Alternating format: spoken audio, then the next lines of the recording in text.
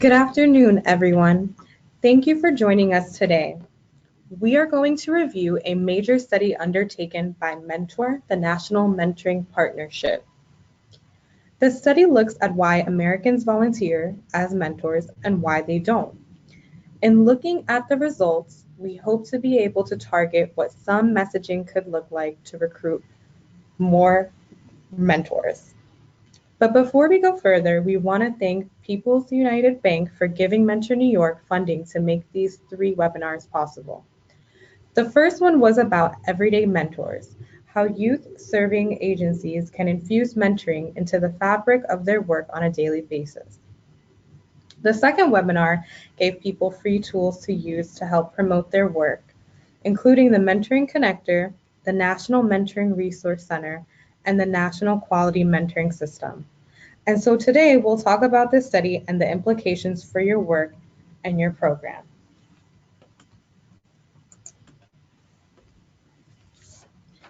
My name is Brittany Griffin, and I am the Program Development Associate for Mentor New York. I will be supporting our webinar today and want to provide you with some tips to make sure we can provide you the best webinar experience. Currently, all participants are on mute, so at this time you should see a picture of me on the left of the screen. And if you can't see the screen, please let me know by writing a comment in the question comment bar on the side panel of your screen. If you are joining by phone and can't see the screen, make sure you have clicked on the correct link. It's the first one on your invitation. And if you're still having challenges, please call our office for assistance. The number is 212-953-0945. During our call, we will provide time for questions, but if you do have a question at any time, please use that chat box on the right-hand side, and we'll get to it as soon as possible.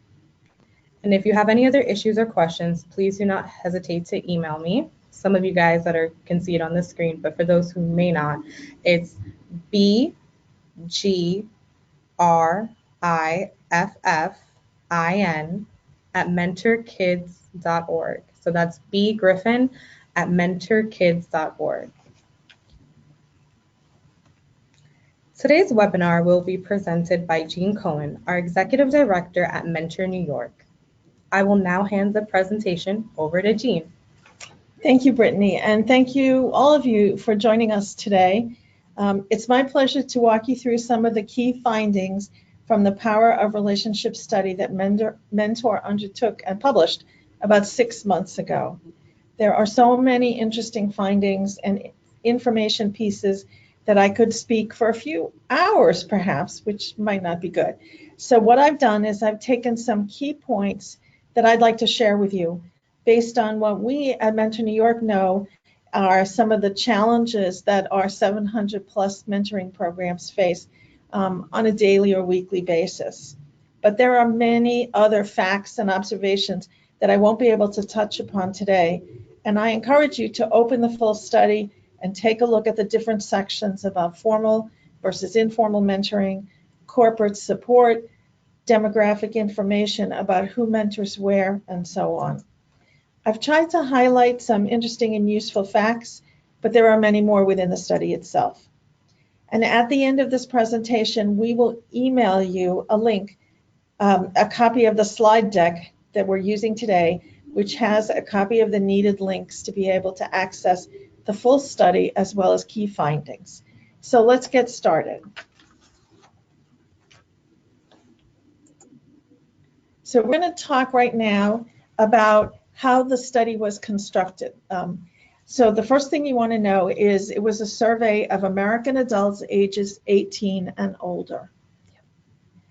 There were 1,700 respondents, and they were chosen in an iterative sample so that it replicated what our country looks like in terms of demographics. It was done electronically, meaning people could answer the questions on a computer, a tablet, a smartphone, and so on.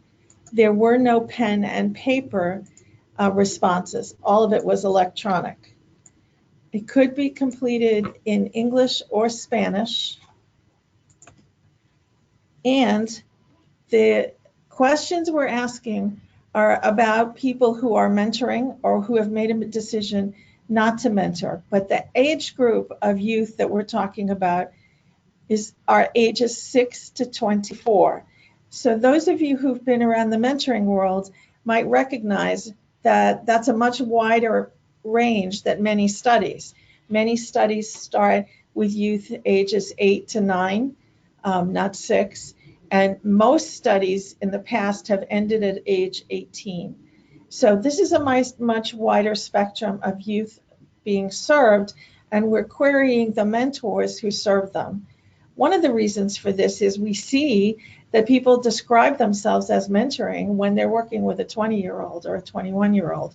So we want to understand what that looks like. But it's also the case that some of the most recent research about adolescent brain development suggests that the adolescent brain doesn't fully develop until well into the mid-20s. So an 18-year-old and 19-year-old typically is not done growing and maturing. And those of you who have young people in your families who are in their 20s recognize probably that it takes a while to get to that point. So that's why we're looking at a wider range than we might have otherwise, and we're hoping that there are interesting things to learn. So the part that we're focusing on today as we look at this study is the mentoring experiences of the adults, what their opinions are about mentoring and what it means to them. It explores questions related to the national engagement in mentoring. What is our country doing about mentoring? How does the average person feel about it? Both people who are mentors and people who are not mentors. And finally, it also takes a more deep look at the role that companies play in connecting individuals to mentoring opportunities. Do employers actually encourage or discourage mentoring? How does that work, and what should we know about it? Now, I'm just going to remind you that we're going to send you this slide deck at the end of the presentation with the links in it. So while I encourage you to stay alert during the presentation, you don't have to take detailed notes because you will have the deck on hand when you're done. So what were some of the goals and objectives of this study? The first thing is to actually measure Americans' engagement in mentoring relationships, both outside their families, but also in and out of programs. We wanted to examine the differences and patterns in engagement across demographic groups. Are one group of people mentoring more than others? Are younger people mentoring or older people mentoring? How is it working? We wanted to look at the motivations and barriers to participating in mentoring relationships or in supporting mentoring programs locally. We want to understand the perceptions that people have about mentoring and their opinions, and also about youth in general and families. And then tying that back to, can we predict then engagement in the mentoring movement based on what we know that people's opinions are? And again, to understand the impact of corporate engagement in mentoring, both in terms of their involvement with mentoring relationships, but in a bigger picture about employee job satisfaction and career satisfaction. Okay. So one of the first things we found that stands out for us is that 60% of structured mentors were male, which may come as a surprise to anyone who has served or worked with a mentoring program. It certainly was an eye-opener to us. Traditionally, many more women volunteer as mentors than do men when we're looking at very specific, structured, formal mentoring programs. Sometimes it's as much as twice as many women to men. So we scratched our heads and said, how is this happening? Well, what we're going to do is look at what types of programs get more men as volunteers. And to do that, the first thing we're going to do is define what is structured mentoring and what is informal mentoring, because we are going to survey people engaged in both of those things. So structured mentoring is defined as a program where the main mission, the purpose of it, is to put adults and youth together in meaningful relationships. So a sample of that would be the traditional Big Brothers Big Sisters program, a very well-respected program whose model has been around for over 100 years. And the mission, therefore, is for the mentoring pairs to develop a strong relationship. That's what the goal is.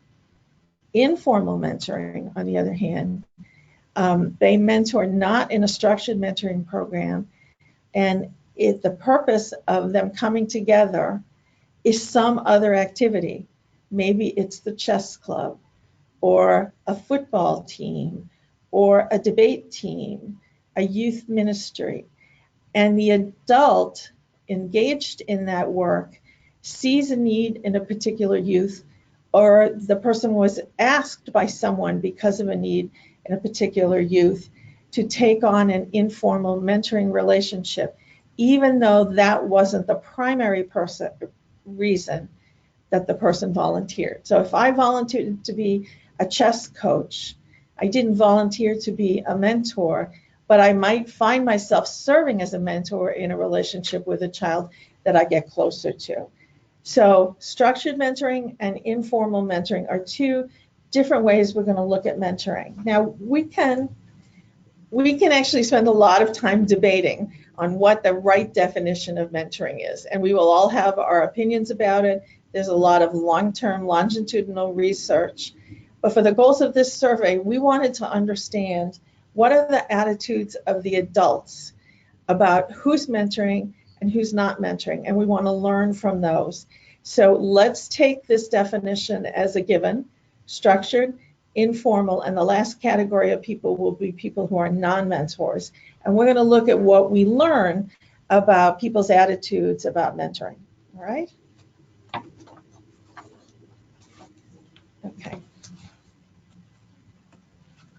So right now I'm going to just pause and ask, does anybody have any questions before we go on?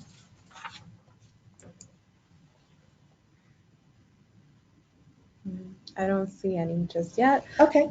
So go ahead, as you think about them, go ahead and type them in, and Brittany will let us know if we get to them. Okay, let's go on.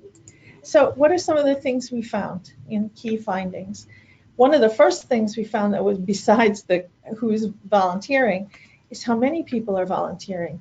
25% of American adults are currently engaged in mentoring. That number is much higher than previous studies have suggested. Now, part of that is we expanded the age group that we're talking about. We're going from ages 6 to 24. So we're taking younger children and we're taking older young adults. It includes many group mentoring programs, and it also includes many workplace mentoring programs, which is a growing area where adults are involved in helping other young adults acclimatize themselves to the workforce. So most of our studies said about 5 to 10% of American adults are mentoring. This says 25%. But here's the next great number. An additional 45% of American adults would consider becoming a mentor. That's huge. Tens of thousands of more adults would consider mentoring. What do we need to do to tap into the pool of mentors? What messages do we need to use? Or more importantly, what message do you need to use for your program to get people to volunteer, knowing that there are so many potential mentors out there? Americans in general are supporting mentoring, and they seem to be favorably disposed to it. We are finding, as time goes on, that the rates of mentoring seem to be increasing over time. And one of the things we find is many new mentors who are younger, 20 to 35, in fact, were mentees just 10 years before. So the young people who've had mentors are becoming mentors. So if we keep working long enough, we'll be growing our own population of mentors. That's great. Okay. There are more people mentoring than prior efforts to quantify have reported.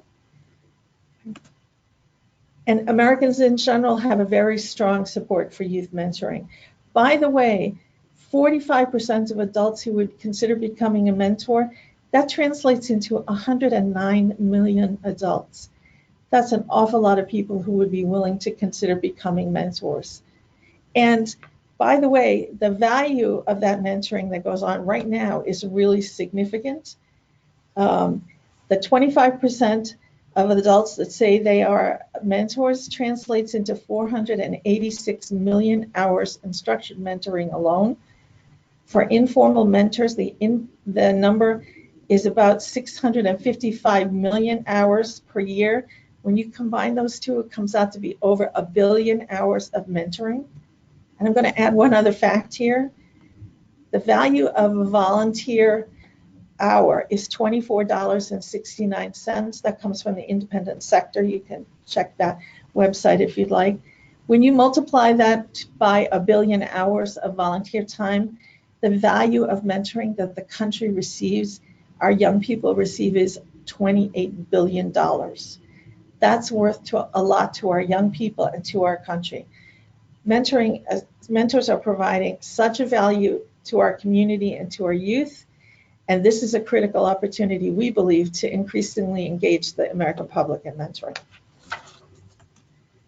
So let's find out what people think about mentoring. What are some of the reasons that Americans hold the views that they do about mentoring? And one of them is that parents today are less involved with their children, which increases the need for mentors. And 65% of the people surveyed agree with that. And you can think about that for a reason. Parents are not necessarily less involved because they don't love their children. They might be less involved because they're working 2 jobs to make ends meet. You have many more children living in single-parent families or kinship families where grandma or an aunt are raising the kids. So it's harder to be as involved. Now, we do have this phenomenon that we sometimes talk about where we have helicopter parents where they're overly involved with their children.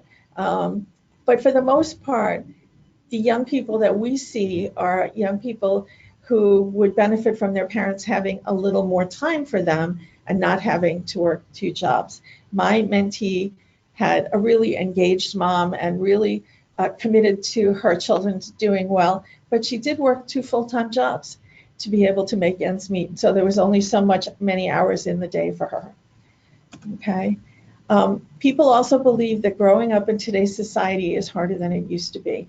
Now, there is a little bit of the nostalgia for the simpler times that we all think about, because it always seems easier when we were growing up. But in fact, it is a reality with technology, with the things that kids are exposed to earlier and younger.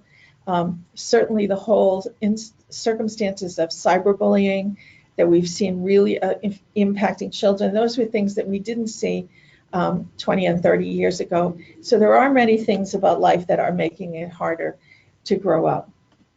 When we put the statement out, my community needs more quality mentors for youth, 2/3 of the people agreed with that, okay?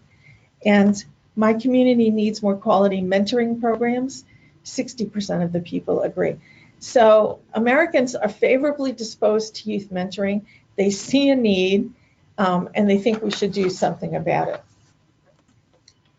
So this next busy slide shows us how Americans feel about mentoring for young people. The descriptions on the left show some of the benefits that we ascribe to mentoring: having a positive role model, development of morals and values, having guidance, and so on, helping with feeling empowered to succeed, encouragement to enter and finish college. Those are some of the things that Americans feel are the benefits that the youth have from being in a mentoring program. But we can also compare on the right-hand side that we've broken it out by who's answering the question. So the top dark blue line is those are people who are in structured mentoring programs. The yellow line are the people who are volunteering as an informal mentor, and the red line are the people who are non-mentors. And it's sort of interesting because one, there still are, whether you're a mentor or not a mentor, you still have pretty positive feelings about youth mentoring and the benefits for it. One of the things that was interesting to us when we first looked at this is it seems like the people who are actually serving as a structured mentor might rate some of these things not as highly as people who are in an informal program or are non-mentors. We don't have the absolute reason for that, but we surmise that the reason might be that the youth that people are working with in a structured mentoring setting probably have more challenges, more pressures, more significant obstacles to overcome. And therefore, while the mentors in those programs still rated these things as important and highly, they perhaps were more realistic about having a role model going to solve these problems as differently from someone who's in an informal program and perhaps aren't seeing children with some of the same stresses and challenges that might be in a more structured program. They still are all supportive. All three groups are supportive of mentoring. I think it's just the realization of what some youth have to face in terms of challenges. So here's another slide with lots of good information. These are some of the advantages that Americans cite about the value of youth mentoring. And by the way, we let people choose as many options as they wanted. There are a wide range of positive impact for the country that 40 to 50% of the respondents identified. Some of the key ones are higher educational achievements, reducing community violence, stronger morals and values, promoting healthy relationships, including relationships with peers. Some of these benefits are key not just to the nation as a whole, but also to corporations, very specifically, such as increased access to and readiness for jobs and careers. 40% of people believed that mentoring helped with that, and increased diversity in the workforce. 35% of people suggested that that was a benefit of having youth mentoring. So these are some specific demographic findings. There are many more, and I encourage you again to look at the actual study. I picked out a few to illustrate my point. 51% of respondents over 50 years of age were more inclined to mention multiple benefits to the country, particularly that mentoring promotes equal economic opportunity. And I'm going to say that this example is personally interesting to me. I'm a woman who was interested in technology and math as I was beginning my career 50 years ago. I know you didn't think I was that old looking at my picture, right? But at that time, there weren't so many careers for women populated in the STEM field, and there were very few role models for me. Mentoring helped promote equal economic opportunity for me through my 8th grade math teacher, who encouraged me and helped me find a STEM path for myself, so that I won a scholarship to college to study applied mathematics. My mentor helped me achieve that economic equality. I could never have attended the college that I did without that scholarship. My age and my particular circumstances makes that message particularly relevant for me. I bring it up because that statement would ring true to me, and I would definitely respond positively to it if you used it in a marketing or recruiting campaign. That message for a woman my age who's university educated and faced some discrimination in terms of my career would say, yep, mentoring helped promote equal economic opportunity. But if you look at the next group of respondents, Black respondents gave significantly lower ratings that mentoring addresses economic inequality. Only 31% agree, and they gave lower ratings saying it increases communication and collaboration across race and class lines, only 32%. So if you look at that finding and you're looking to recruit African American men and women, you might not want to use the message that you would use for me, which would be ring true for me and my age group and my experience.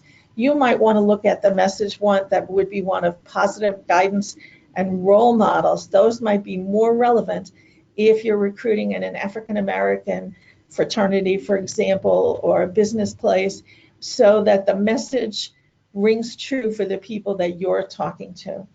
So thinking about what these findings tell us should help you focus on who am I trying to recruit from my cohort of mentees, and what are some of the things I want to tell them that will make them more inclined to come forward to be mentors. Another piece that's interesting here, not a surprise, but wealthy Americans, meaning the ones in the highest income bracket in the sample, they're more likely to believe that mentoring supports high educational achievement of students, whereas our lowest income respondents, only 42% of them agree with that, as opposed to 59%. So again, thinking about who am I talking to? What message is going to resonate with them? What's going to be most important to them for me to be able to share with them about how mentoring can help our young people. And finally, I just picked out another one. Native Americans were more likely to believe than almost any other demographic group that mentoring builds strong morals and values for the nation. Now, I have a colleague in Western New York who's about to be recruiting and building a mentoring program on a Native American reservation. He's going to take this messaging as one to help people support the mentoring program and make it valuable for their young people. So, do we have any more questions? Okay. We'll just take a look. Yeah, so let me look in the questions box. Let's see if anybody raises their hand. I don't see any hands raised. Okay. So hopefully you're still engaged out there, and we're going to move on to our next slide.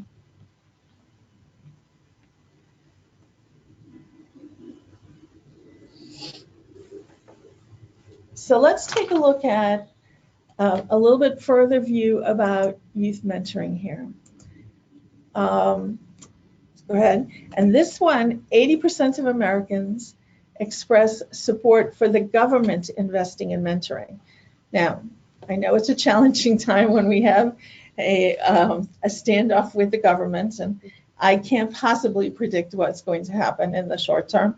But I will tell you, and you can show the next portions of this, that Americans really believe that the government should support mentoring, not just liberals and moderates, but even conservatives.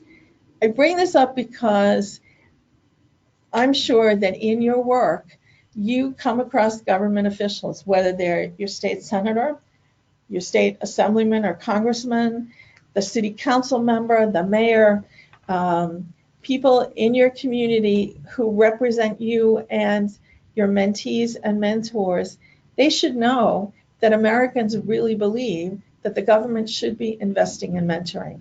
So as you think about opportunities for them to support you, whether with a large donation or support or even small components of it, they should know that their constituents believe in mentoring and want them to support it. And this particular part of the study would be really useful for you to replicate for them, so they could start to think about who should I be making sure is supporting me when we go up to have them vote. Okay.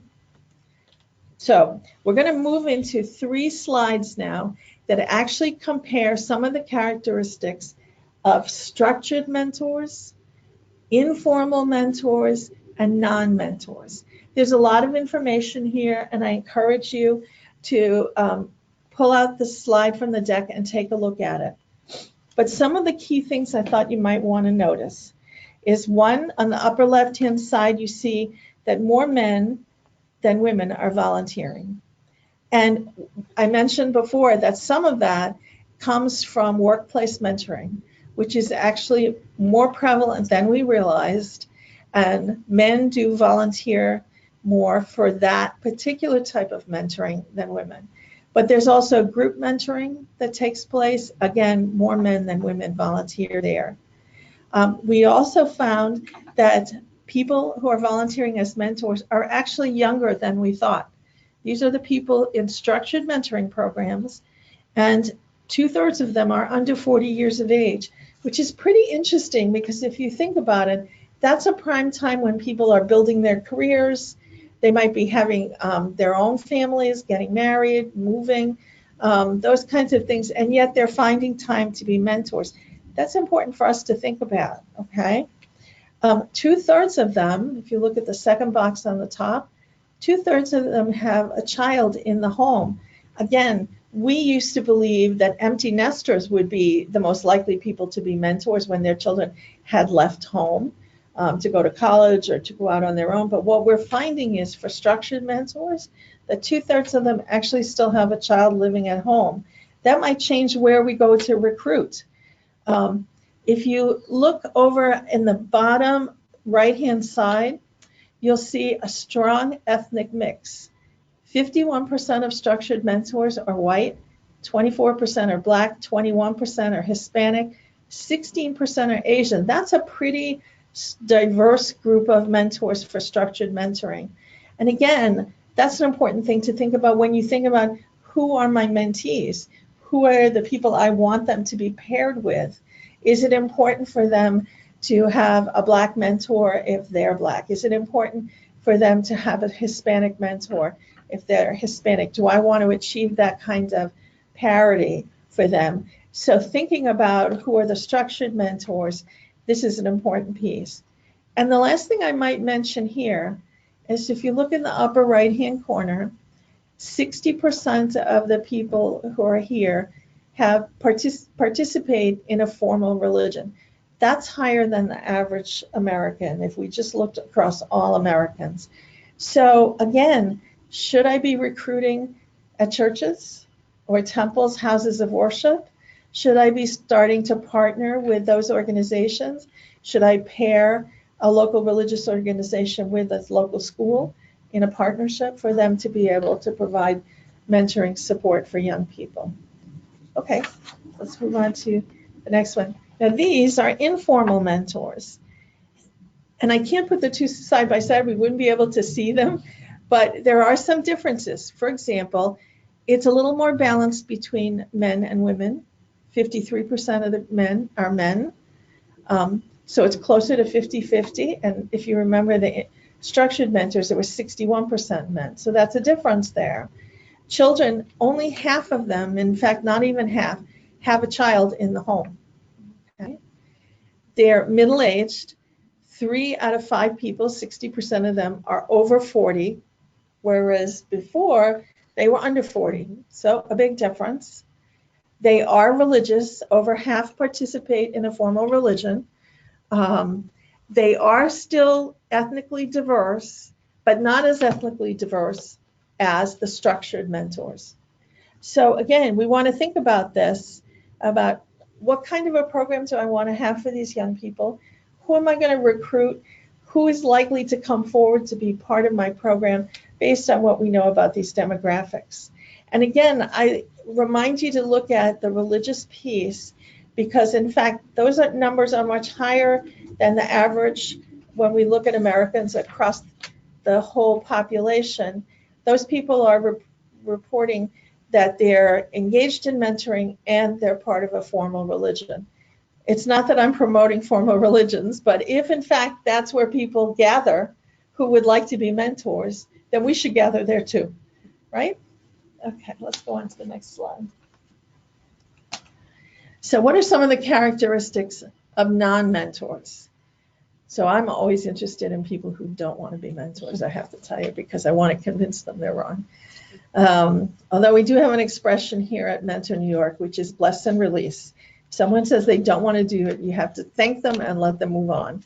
Not everybody wants to be in a relationship with a young person, and some of them want to do other things like save the whales or create clean water opportunities. Nothing wrong with all of that. So let's look at some of the characteristics of non-mentors. Well, here we see that women outnumber men. The upper left-hand corner, you'll see that fewer men come forward and more women. It's not a marked difference, but it's still very different from what we saw in the structured mentoring programs where men were 61%. If you look at children, just 1 in 4 have a child in the home. So that's the opposite of what we used to think, that empty nesters would be the people that we should approach. And maybe they're so delighted to be able to go to the movies whenever they want to, or not to have to be home to make dinner. I don't know what the reason is. But actually fewer people who have children in the home, who only have a child left in the home or no child left at home, are coming forward to be mentors. They're older. Half of the people who are non-mentors are over 50. They're less diverse. If you look here, 75% are white, 16% black, 12% Hispanic. So that's a big difference, okay? And in the upper right-hand corner, you'll see 40% of them, still a strong percentage, participate in a formal religion, but much less than the 50% that were in informal mentoring relationships and the 60% that were in structured mentoring relationships. So again, thinking about where should I be to look for the mentors that I need for my youth, you want to look at these things and think about where's the best place for us to go and go forward. Okay. So we asked structured mentors to tell us what are the benefits to the mentors described by structured mentoring. And we might look at this list because these are the things that structured mentors and structured mentoring programs told us were benefits to them. 50% cited sense of purpose, sense of giving back, fun, happiness, improved communication skills, understanding myself, understanding other people and cultures, increased tolerance and diversity, new relationships with others in the community, better understanding of the community, country, world, and then there's a career-related interest at 28%. So mentors don't usually announce that this is why they volunteer. If you ask mentors, why are you volunteering? They'd like to make a difference for a young person. That's generally what they come forward to say. But when you ask them, what are some of the benefits to you? These are some of the things that they say. And in fact, if you were to highlight some of these things, it might resonate with some of the people coming forward that would be a benefit I might like because people are identifying these.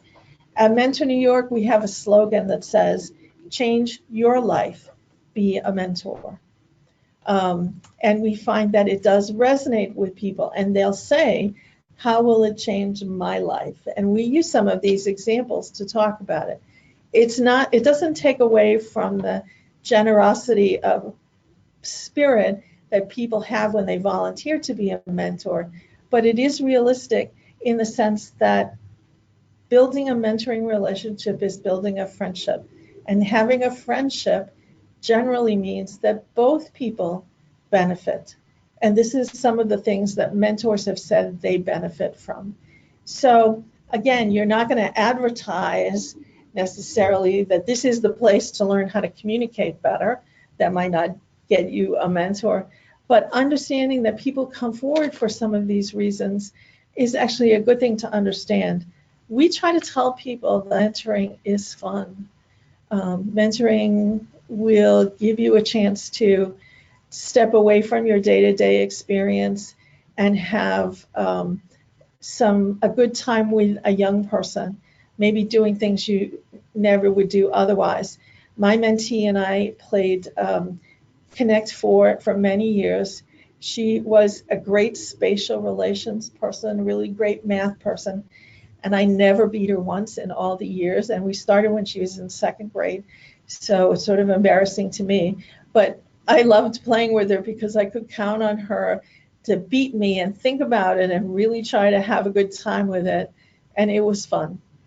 There was a time when her mom, who sold Mary Kay Cosmetics, had a bunch of nail polish samples, and every week I got a different color nail polish to put on my fingers, culminating in the week I came home with blue glitter fingernail polish, and my husband was pretty sure that I had taken leave of my good senses, but it was fun, and it was fun for me. It's not why I volunteered to be a mentor, but it made the experience different than just a hard slog. It was fun. And you might think about, for my mentors, what am I going to tell them that will make them stop and think about why we should do this?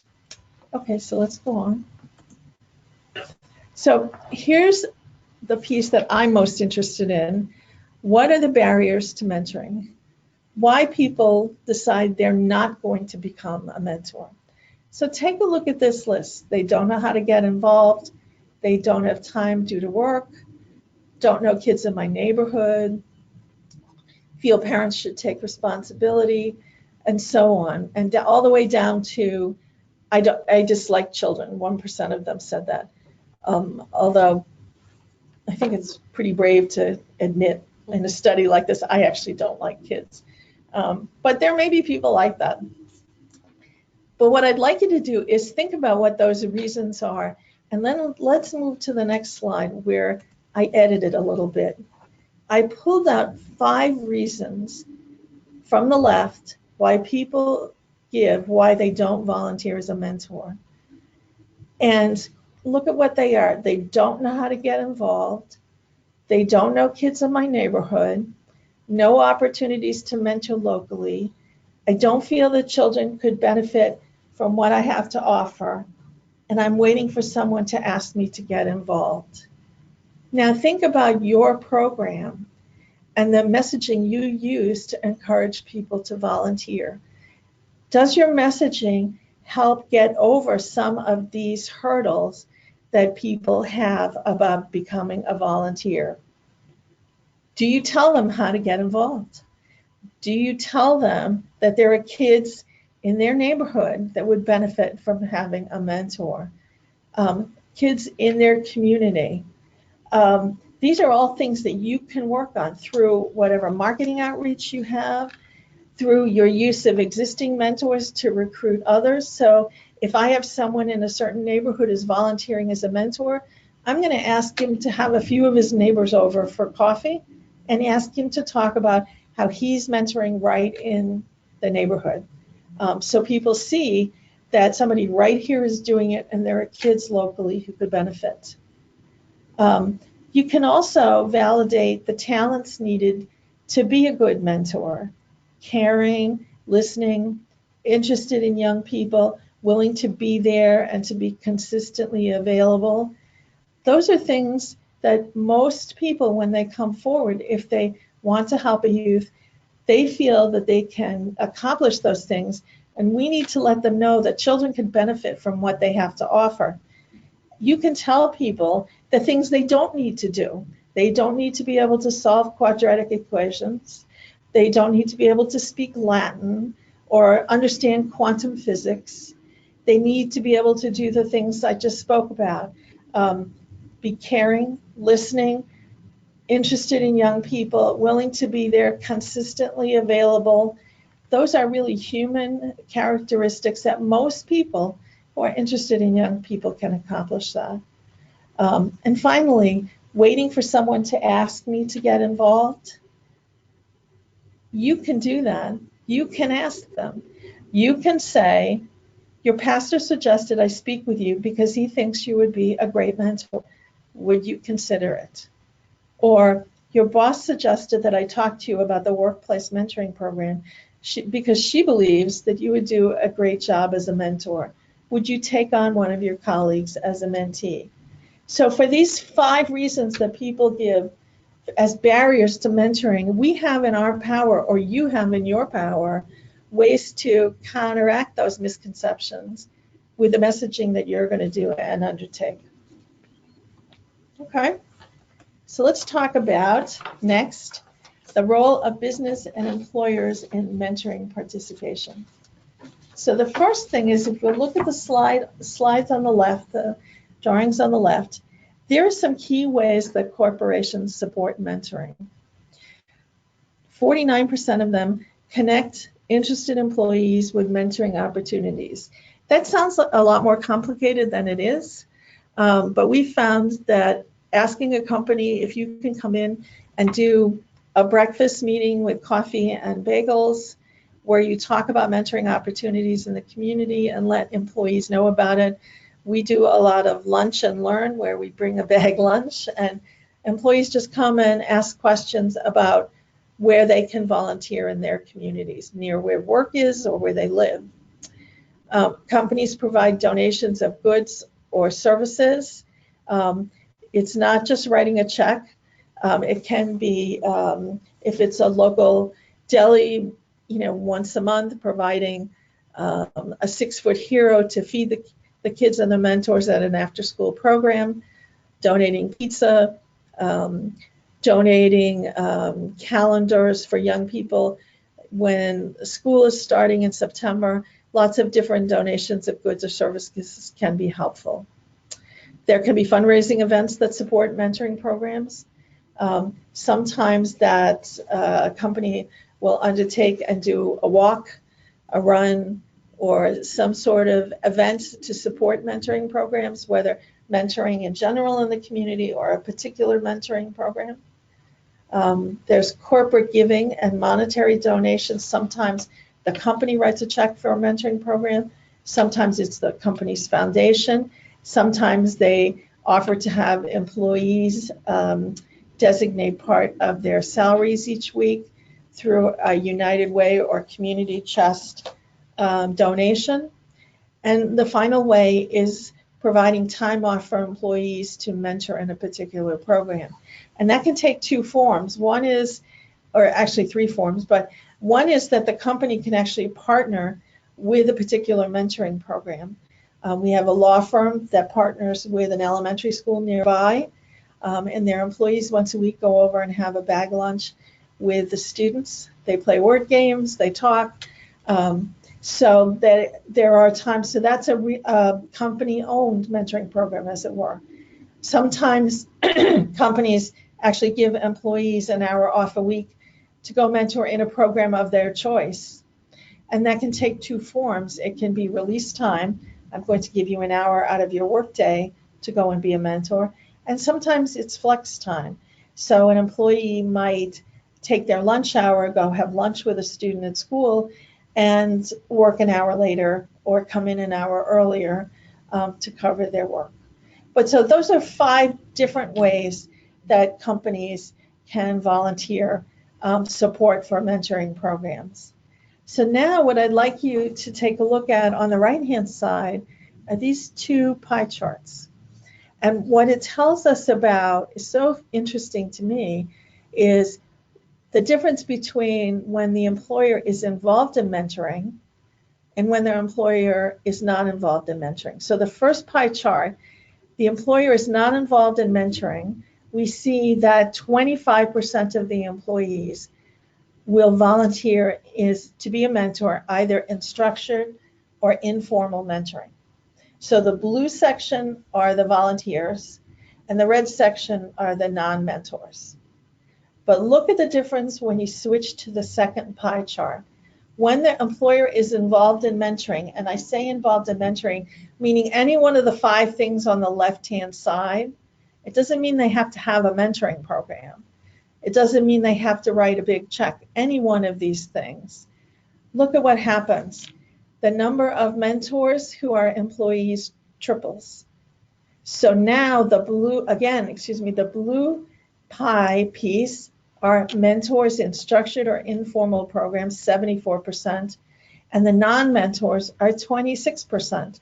So just by the act of supporting mentoring in some fashion, it encourages their employees to go forward and be mentors. That's an incredible shift. And as you think about how you want to engage companies in your community, there are multiple ripple effects that you want to think about.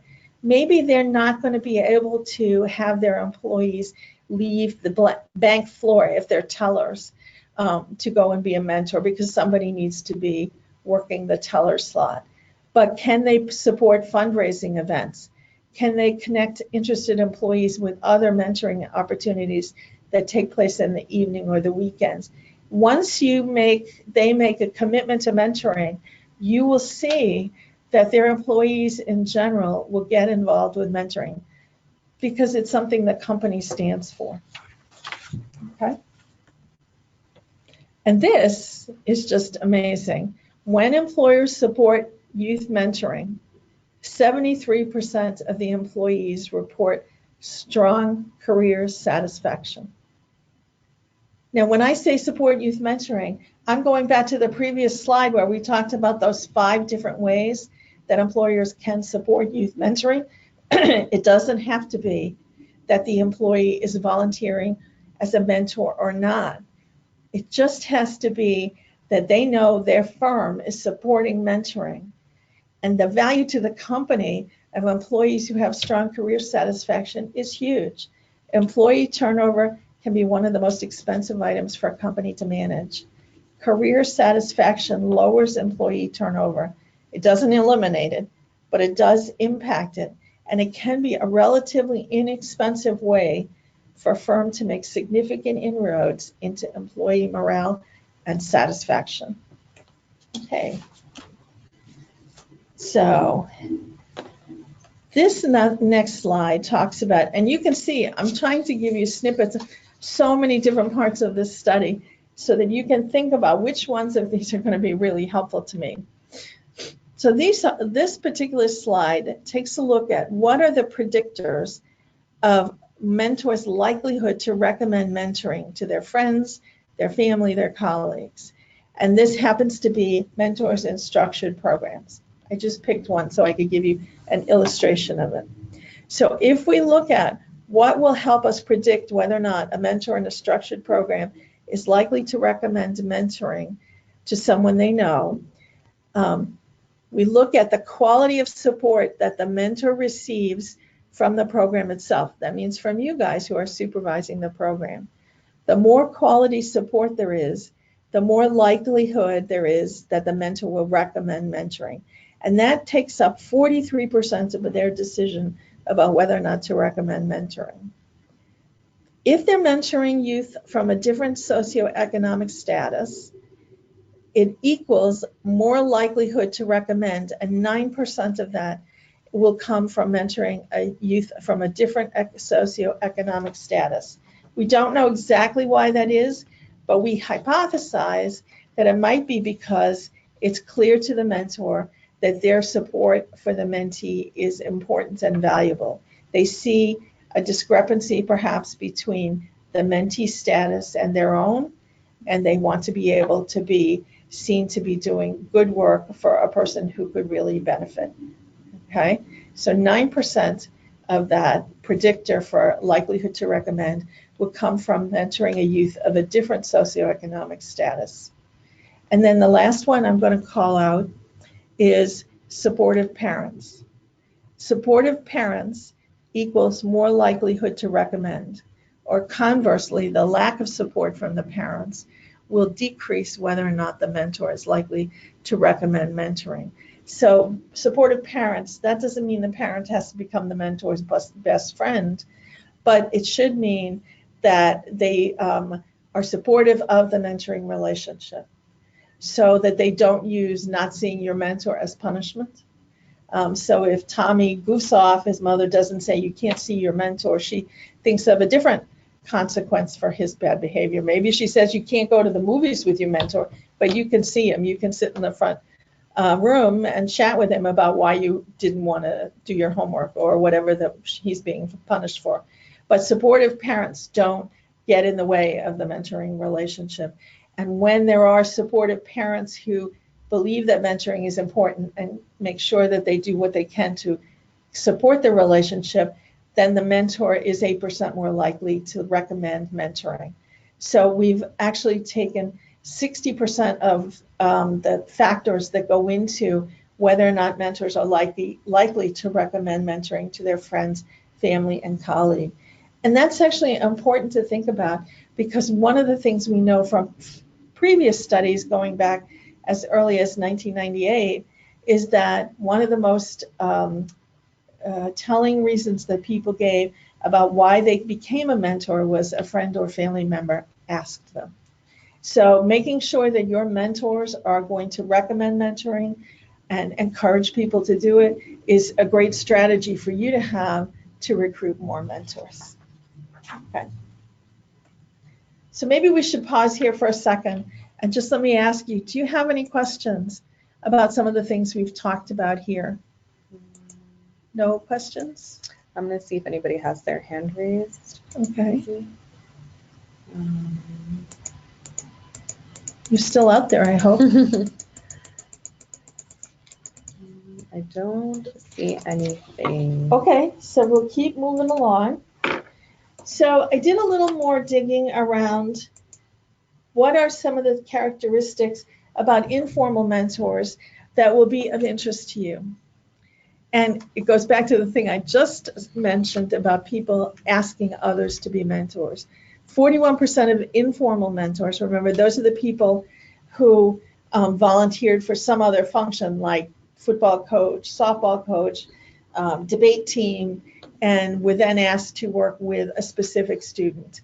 41% of them were directly asked to mentor by someone they knew, and that was a major influence on their decision to come forward.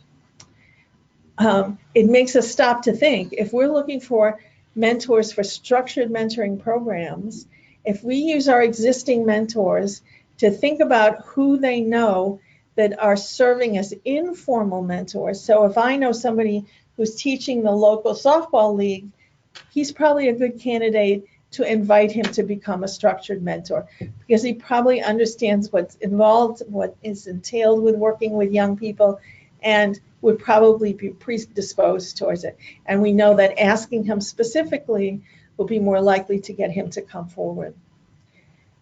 It also suggests that facilitating more youth-initiated mentoring, and I'll explain what that is, might increase the number of adults who transition into a mentoring role. Youth-initiating mentoring is a relatively new phenomenon. I mean, it's been around for a little while, but it's now taking up steam and going forward. And we're seeing some very good results from it. And especially in that age group, as we take an older age group, 16, 18, 20 years old, those young adults are not necessarily going to respond terrifically to someone else telling them, you need a mentor and this is who it is. But youth-initiated mentoring is when a youth says, yes, I would like to have a mentor. And here are some of the characteristics of a mentor that I'd like to have in my life.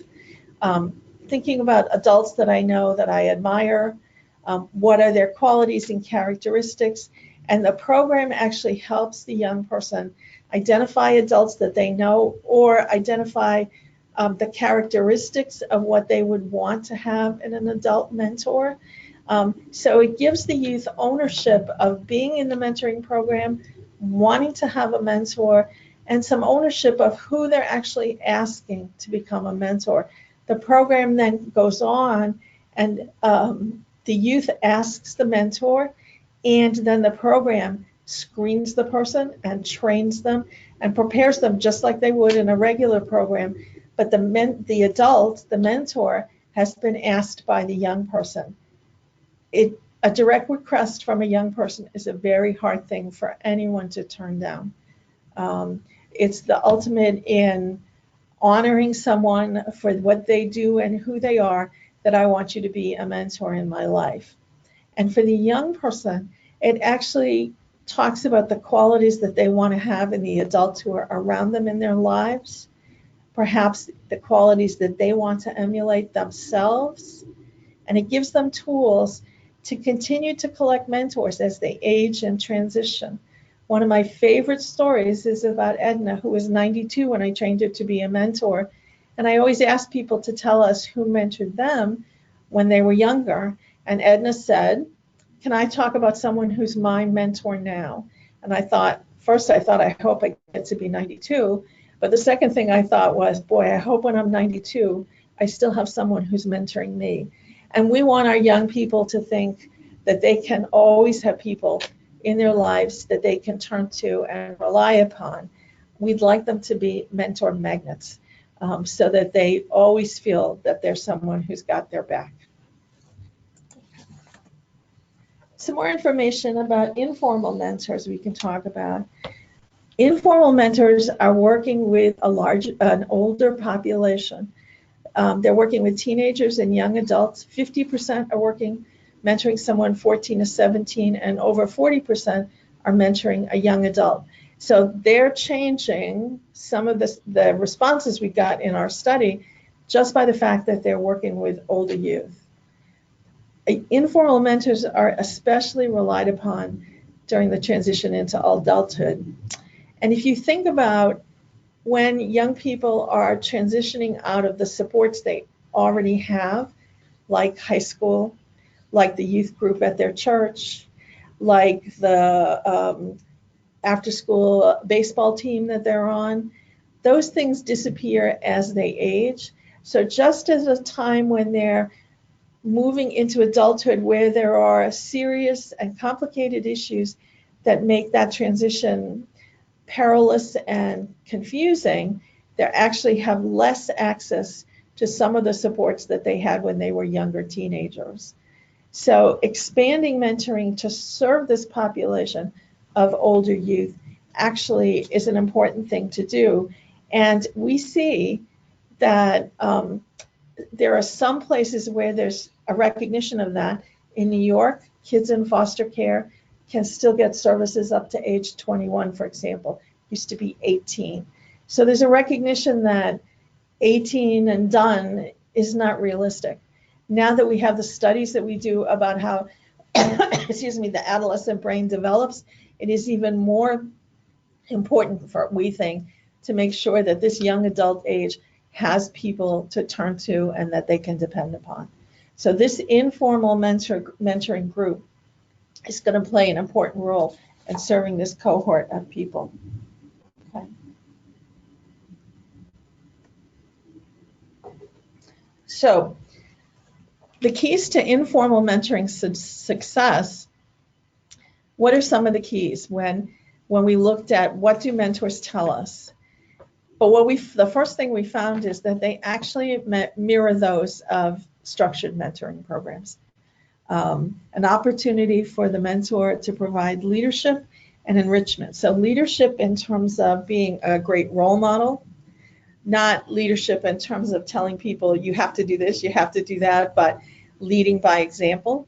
Enrichment in terms of exposing mentees to other ways of thinking, other kinds of jobs, different perspectives on life, different cultural experiences that they might not have had an opportunity to see.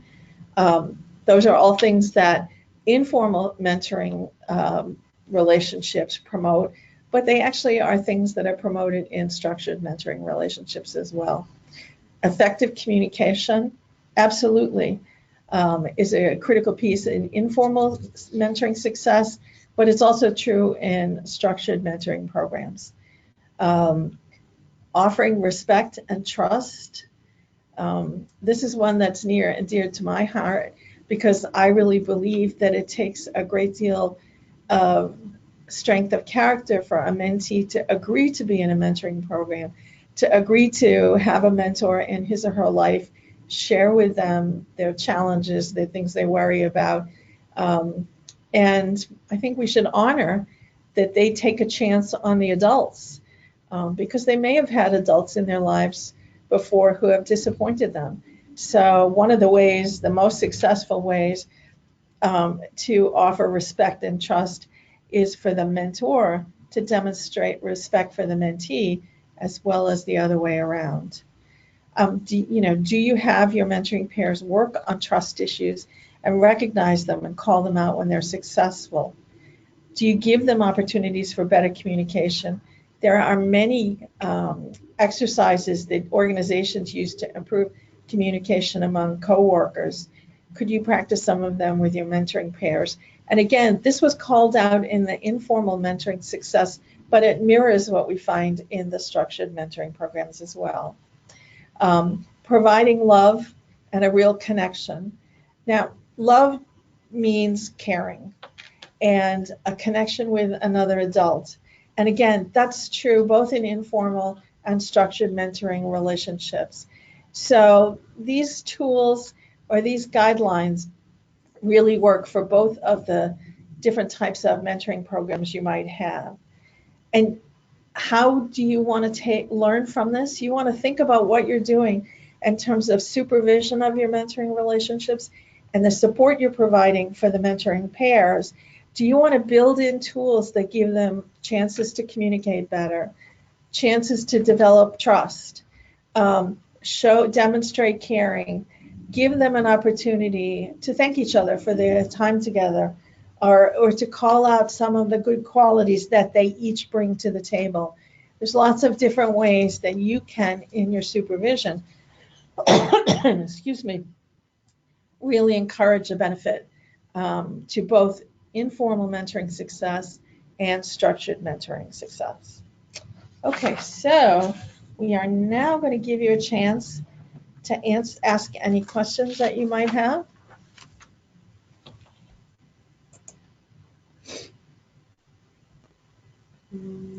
No questions? Mm-hmm. I can also unmute you guys. So Yep. I'm going to do that right now. Okay. Okay. Yep. Okay, so now you should be, okay. You should be unmuted. Some of you may not be able to unmute yourselves, although we've taken off the control. So if you have a question or a comment that you want to add about any of these findings, either raise your hand, and you might have to do it individually. Okay. Yeah, we're going to do it individually. If you'd like to add a comment, something you've seen that supports these findings or contradicts it, share it for the group. Share it with the group. And you can let the rest of the attendees hear your thoughts. So we're not getting any funny feedback. Okay. Anybody have anything they want to add to this? I think Hi, I have a question. All right, somebody raised their hand. Danae Stack. Okay. Yes. Danae, can you Hi. hear us? Yes, I can. Can you hear me? Hold on. Oh, my volume is down. That's why. Okay. Danae? Hi, can you hear me? Yes. Ken, am I saying your name right, Danae? Yes, you are. Thank you. No, thank you. Okay, what's your comment or question? I just had a question about the statistic that Native Americans are likely to believe that mentoring builds strong morals. In the study, are there exact numbers on that? And is that compared? I just want to make sure I'm understanding it correctly. That is that more than any other demographic? It was more than any other demographic. I don't have the numbers in front of me, but if you were to go to the study, you could see what the numbers are. Okay, great. It might just be a few percentage points because many Americans do believe that mentoring improves moral values. It just happens that Native Americans were the highest group out of all. Great. I'll definitely look at those numbers. Thank you. Yep, thank you.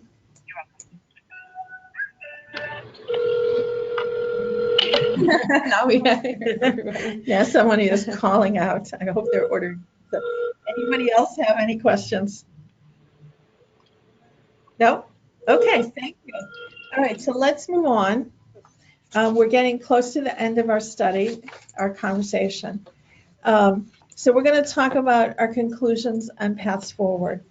So one of the things that I hope you see from this is Americans really support mentoring. They care about it, and they want to be involved in the lives of young people. They want to provide a wide variety of supports. They want more mentoring for the young people in our lives and in our communities. What we've also seen when we look at some of the findings about how they want government to support mentoring, how they respond when their corporations support it, we think that the nation's mentors and potential mentors need the support of key institutions to really maximize their engagement and their help for young people. That means mentoring programs, employers, government, churches, temples, lots of different organizations.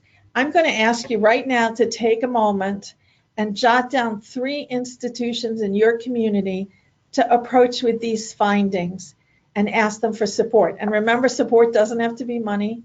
It can be a wide range way of supporting mentoring. So take a moment and write down, is it the city council, the council of churches, the association of colleges and universities, the bar associations, fraternities and sororities with both college members and adult members. It's the American Association of University Women. What groups in your community could be on this list? You can even share a couple in the chat box so that the other people here can think about who might these groups be that could actually support more mentoring or deeper mentoring for our young people? And take this list for yourself and think about the next time I have my CEO who's going to speak at the Chamber of Commerce, are there findings from this study that I should share with her or him so that they can share it with the community? Okay. So right now, there are 25% of American adults who are mentors. Another 45% they would say they would consider being a mentor. That means there are another 109 million people who would be willing to be mentors. And you probably can't use 109 million people in your programs, can you? But we can and should convince these people to help fill the gap of needed mentors for youth across the country. The current rates of mentoring are really impressive, but there is plenty of room for growth in our movement to serve more children, and we know that the adults are behind it and willing to do it. So one of the things that we've included here, and we will send you this deck, is the link to the Power of Relationships study. It's a 90-page study, lots of resources there, and also there's a key findings quick summary. So if you want to look at the details of it, it's on Mentor, the National Mentoring Partnership's website. It's available to everybody. And I encourage you to look at some of the details. In addition, I've included access to the no-cost technical assistance and support through the National Mentoring Resource Center. That's a place where you can get up to 50 hours of training, technical assistance, and consulting at no cost through your mentoring affiliate. That here in New York, where Mentor New York is the affiliate, but if you're in other parts of the country, there are 28 other affiliates around the country. And if you're not in a state with an affiliate, a neighboring affiliate will provide support to you. So if you're looking for help in translating these study results into how to change your recruiting strategies, how to help with your supervision so you accomplish more that you want to do, you can use the National Mentoring Resource Center to be able to get help to be able to do that. So if there are no more questions or comments. We do have a question from Harvey. Oh, I asked them to write down places that they were going to go in the community. Harvey is suggesting they're definitely going to look at church groups. Excellent. It does suggest when you look at who's volunteering to be mentors or who's out there mentoring, church groups, the people who are doing it are involved with their religion, so it's probably a great place to look for mentors. So the last slide in the deck here today is my contact information and Brittany's contact information. Please feel free to reach out to us no matter where you're located. We'd like to talk about this study, but we also love to talk about mentoring. We thank you for your time today. We really appreciate what you do every day to help young people have mentors. And we want you to enjoy the rest of the day. You're going to get a few minutes back in your time, and we hope you enjoy the rest of the afternoon. Thank you so much. Oh, thank you guys. Thank you.